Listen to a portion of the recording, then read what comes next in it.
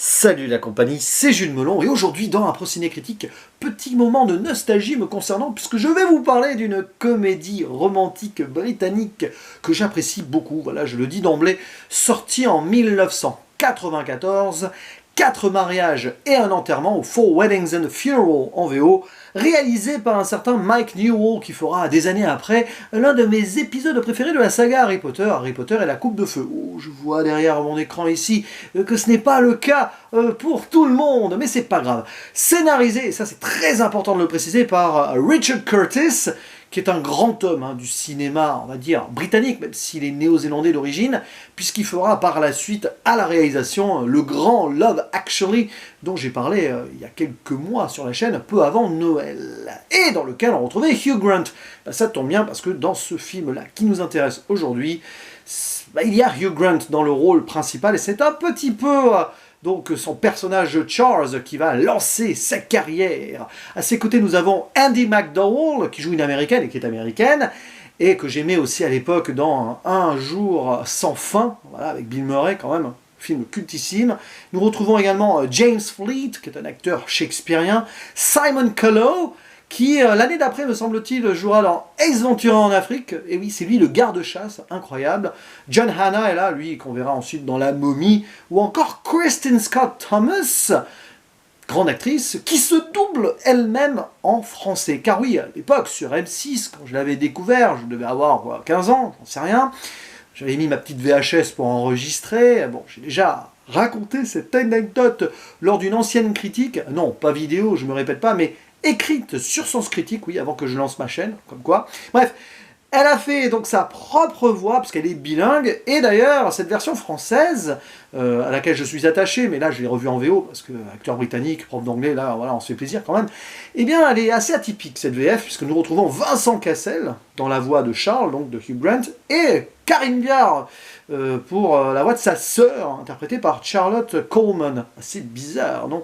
Bon, vous avez aussi Jean-Philippe Puy-Martin, alias la voix de Tom Hanks, pour le personnage de Tom.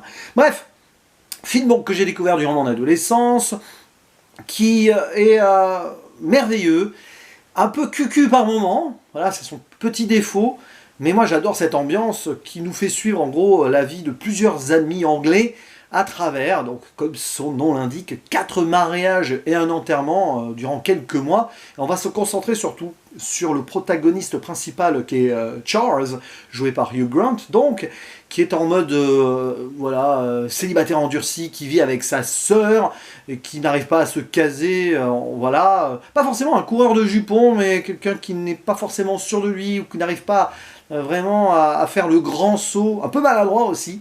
Et un beau jour, lors du premier mariage, il va rencontrer une américaine invitée, et ça va être pratiquement le coup de foudre, sauf que par la suite, les aléas de la vie vont faire qu'ils vont se rapprocher, s'éloigner, et puis clairement se manquer d'une certaine manière, et ça va se transformer en une histoire d'amour potentiellement impossible, et on va être triste, notamment pour ce personnage de Charles, mais aussi pour donc Carrie, jouée par Andie MacDowell, parce qu'on sent qu'elle est très attachée, enfin ils sont fait l'un pour l'autre. Bon, je vais pas révéler comment ça se termine et tout, ce qui est sûr c'est que c'est un film qui est passionnant à suivre, toujours même, voilà, presque 30 ans, j'allais dire, oui, 27 ans après quand même, le temps passe, qui joue aussi sur des conventions qui sont assez sacrées pour les Britanniques, pas que, mais entre autres, notamment du coup le mariage, parce qu'à travers certaines cérémonies qui sont un petit peu parodiées par moments, notamment le deuxième mariage qui est célébré par un prêtre interprété par Rowan Atkinson, qui quand même à l'époque se faisait déjà connaître pour être Mr Bean, Rowan Atkinson qu'on retrouvera aussi dans Love Actually. Voilà, il y a ce petit côté, voilà, on essaye de bousculer un peu certaines hiérarchies sacrées. On voit souvent d'ailleurs les parents être en décalage avec leurs enfants qui se marient, ou les témoins qui font des discours un petit peu décalés à mort, vraiment. Et puis les remarques maladroites de Charles qui met toujours les pieds dans le tapis, dans le plat plutôt, et qui se prend les pieds dans le tapis justement, à vouloir être pseudo-sincère mais à contre-temps. Il y a des petits trucs comme ça, avec des personnages très secondaires, voire tertiaires, qu'on voit qu'une fois 2 minutes, mais qui font marrer quand même.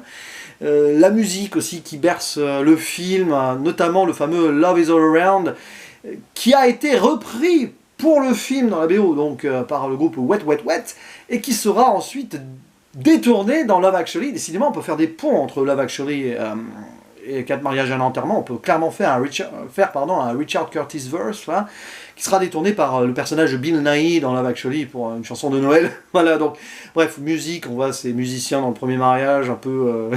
ça me fait marrer, c'est un petit peu chant du village et tout, bon bref, voilà.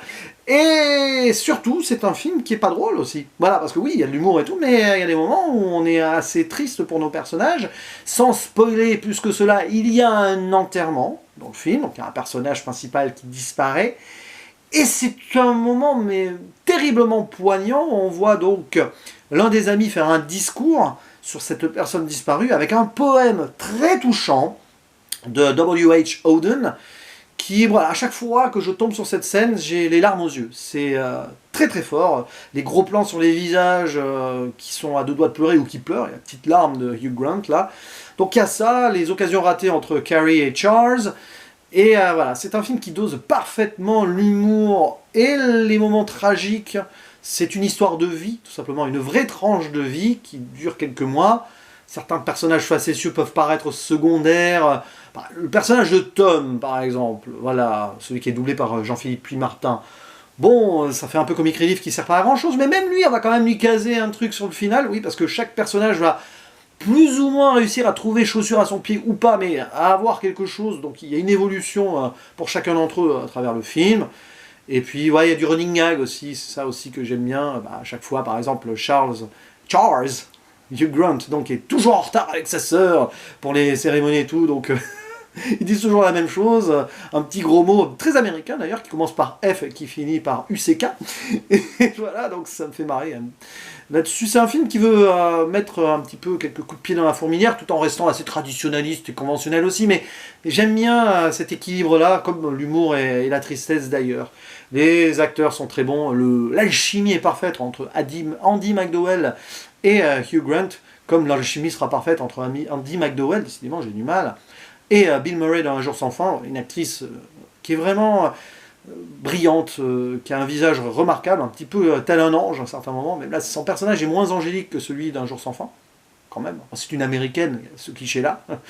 Et voilà, la sœur de Charles, qui est très facétieuse, voilà. C'est un film qui est vraiment toujours plaisant, très très plaisant à voir. Ça fait partie de ces œuvres un petit peu cultes de mon adolescence que je ne me lasserai jamais de revoir et de revoir à travers le temps, que ce soit en VF ou en VO, clairement, hein, selon mon humeur. Et je vous invite à la découvrir si ce n'est pas encore fait, parce que même pour les plus jeunes aujourd'hui, même 27 ans après, je trouve que ça n'a pas si mal vieilli que cela. Et ouais, bon, il y a quand même le côté old school de cette bourgeoisie anglaise avec ses mariages et tout, le côté un peu religieux des choses. Ouais, mais ouais, c'est quand même assez truculent. Voilà, truculent, c'est le mot. Et j'aime beaucoup, tout simplement. Voilà.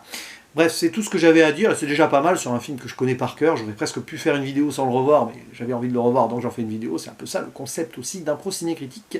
N'hésitez pas à dire en commentaire ce que vous appréciez ou non hein, dans ce film. Est-ce que c'est l'une de vos comédies romantiques préférées? Bonne question. Et il ne me reste plus qu'à vous dire à la prochaine. Ciao!